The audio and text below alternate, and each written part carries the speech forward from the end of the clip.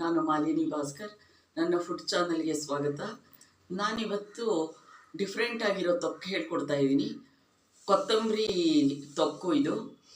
ಸಾಮಾನ್ಯವಾಗಿ ನಾವು ನೆಲ್ಲಿಕಾಯಿ ಹುಣಸೆಕಾಯಲ್ಲಿ ಮಾಡೋದು ನಾವು ನೋಡಿದ್ದೀವಿ. ಆ ತೊಕ್ಕು ನಮಗೆ ತಲತಲಾಂತರದಿಂದ ಬಂದಿದೆ ಆ ನಾಲೆಡ್ಜು. ಬಟ್ ಈಗ ಹುಳಿ ಇಲ್ಲದೆ ಇರೋದ್ರಲ್ಲೂ ಬೇರೆ ಹುಳಿ ಸೇರಿಸಿ ಸೊಪ್ಪಲ್ಲೂ ಮಾಡ್ಬೋದು.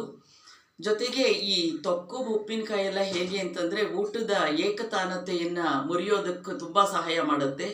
ಅದೇ ಹುಳಿ ಅದೇ ಸಾರು ಬೇಜಾರಾದಾಗ ಈ ಥರದ್ದೆಲ್ಲ ನಮ್ಗೊಂದು ಸ್ವಲ್ಪ ಡಿಫ್ರೆಂಟ್ ಟೇಸ್ಟ್ ತಂದುಕೊಡುತ್ತೆ.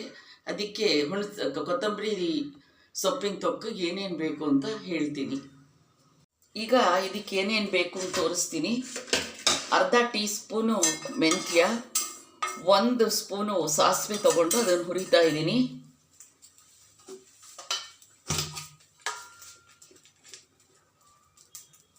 ಇಷ್ಟು ಹುಣಸೆ ಹಣ್ಣನ್ನು ನೆನೆಸಿ ಅದರ ರಸ ತೆಕ್ಕೊಂಡಿದ್ದೀನಿ.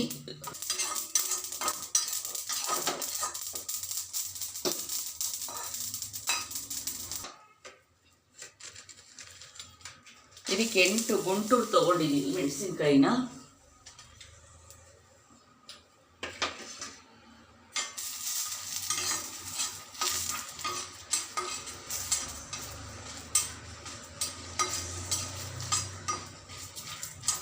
ನಾನು ಮೆಣಸಿನ್ಕಾಯಿನ ಹುರ್ಕೋತಿದ್ದೀನಿ. ಬೇಕಾದ್ರೆ ನೀವು ಮೆಣಸಿನ ಪುಡಿನೇ ಬೇಕಾದರೂ ಹಾಕ್ಕೋಬೋದು. ಬಿಸಿಯಾಗಿದೆ.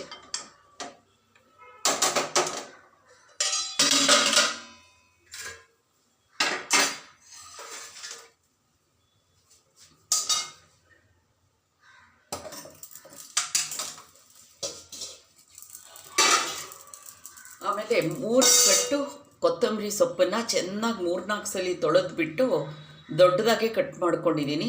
ಈಗ ಇದನ್ನು ಚೆನ್ನಾಗಿ ಹುರಿಬೇಕು.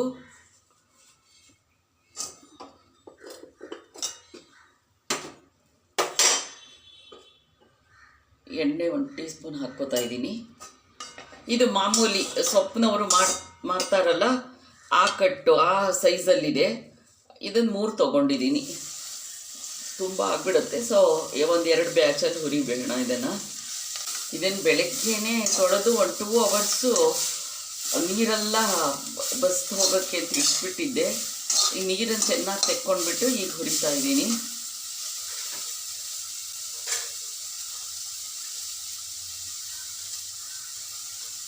ಆರಿದೆ ಮೆಣಸಿನ್ಕಾಯಿ. ಇದು ಚೆನ್ನಾಗಿ ಹುರಿಬೇಕು. ಹಸಿ ವಾಸನೆ ಹೋಗೋ ತನಕ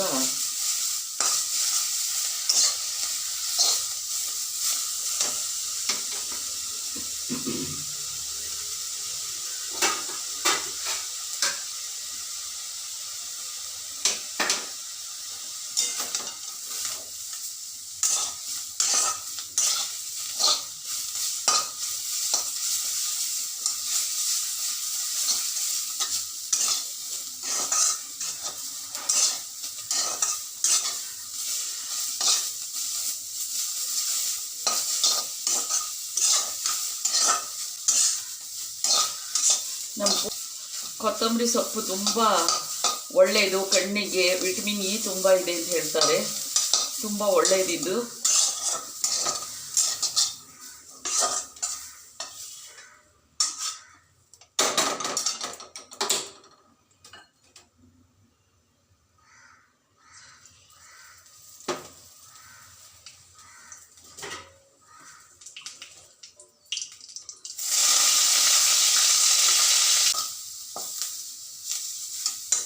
ಇದಾಗಿದೆ. ಆರಲಿ ಆಮೇಲೆ ಇದನ್ನು ಮಿಕ್ಸಿ ಮಾಡಬೇಕು. ಇದು ನೋಡಿ ಎಣ್ಣೆ ಹಾಕ್ತಾ ಇದ್ದೀನಿ. ಆ ಕೊತ್ತಂಬರಿ ಸೊಪ್ಪನ್ನು ರುಬ್ಕೊಂಡು ಬಂದಿದ್ದೀನಿ. 1-2 ಟೇಬಲ್ ಸ್ಪೂನ್ ಎಣ್ಣೆ ಹಾಕಿದ್ದೀನಿ.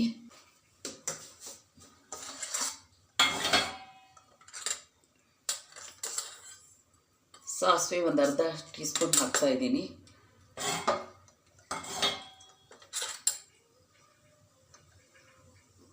ಕಾಲು ಚಮಚ ಅರಿಶಿನದ ಪುಡಿ ಹಾಕ್ತಾ ಇದ್ದೀನಿ.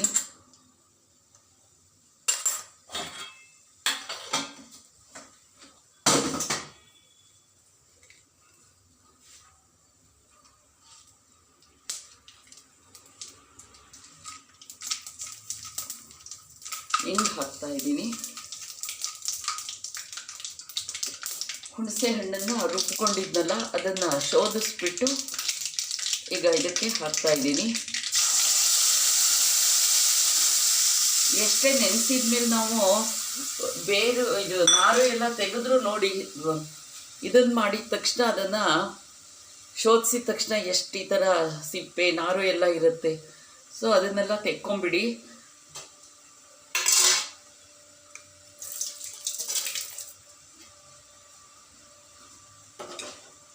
ಆಮೇಲೆ ಇಲ್ಲಿ ರುಬ್ಬಿಟ್ಕೊಂಡಿರೋ ಕೊತ್ತಂಬರಿ ಸೊಪ್ಪು ಅದನ್ನು ಹಾಕ್ತಾಯಿದ್ದೀನಿ. ನಾನು 8 ಗುಂಟೂರು ಮೆಣಸಿನ್ಕಾಯಿ ಹಾಕಿದ್ದೀನಿ. ನಿಮ್ಮ ರುಚಿಗೆ ತಕ್ಕಂಗೆ ನೀವು ಹಾಕ್ಕೋಬೋದು.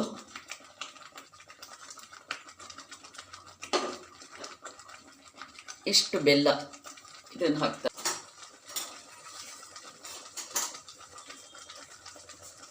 ಉಪ್ಪು ಹಾಕ್ತಾಯಿದ್ದೀನಿ.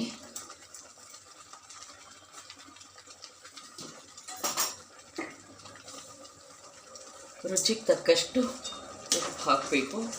ಈಗ ನಿಧಾನಕ್ಕೆ ನೀರಿನಂಶ ಹೋಗೋವರೆಗೆ ಚೆನ್ನಾಗಿ ಇದನ್ನು ಕುದಿಸೋಣ.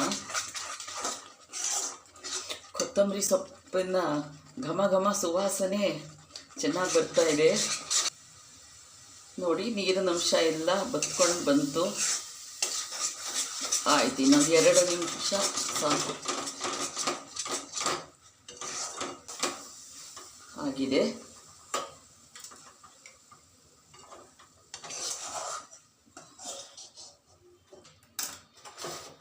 ನೋಡಿ, ರುಚಿಯಾದ ಕೊತ್ತಂಬರಿ ಸೊಪ್ಪಿನ ತೊಕ್ಕು ರೆಡಿಯಾಗಿದೆ. ಇದು ದೋಸೆ, ಇಡ್ಲಿ, ಚಪಾತಿಗೂ ಚೆನ್ನಾಗಿರುತ್ತೆ. ಜೊತೆಗೆ ಸ್ವಲ್ಪ ಉದುರ ಅನ್ನ ಮಾಡ್ಕೊಂಡ್ಬಿಟ್ಟು ತುಪ್ಪದ ಜೊತೆನೂ ಕಲಿಸ್ಕೋಬೋದು. ಎಣ್ಣೆ ಅಭ್ಯಾಸ ಇರೋರು ಕಡಲೆಕಾಯಿ ಎಣ್ಣೆ ಜೊತೆ ಇದನ್ನು ತಿಂದರೆ ತುಂಬ ಚೆನ್ನಾಗಿರುತ್ತೆ. ವಿಡಿಯೋ ನೋಡಿದ್ದಕ್ಕೆ ಧನ್ಯವಾದಗಳು. ಲೈಕ್ ಮಾಡಿ, ನಿಮ್ಮ ಫ್ರೆಂಡ್ಸ್ ರಿಲೇಟಿವ್ಸ್ಗೆ ಶೇರ್ ಮಾಡಿ. ಪ್ಲೀಸ್ ಸಬ್ಸ್ಕ್ರೈಬ್ ಆಗದೇ ಇದ್ದರೆ ಸಬ್ಸ್ಕ್ರೈಬ್ ಮಾಡ್ಕೊಳ್ಳಿ. Thank you very much.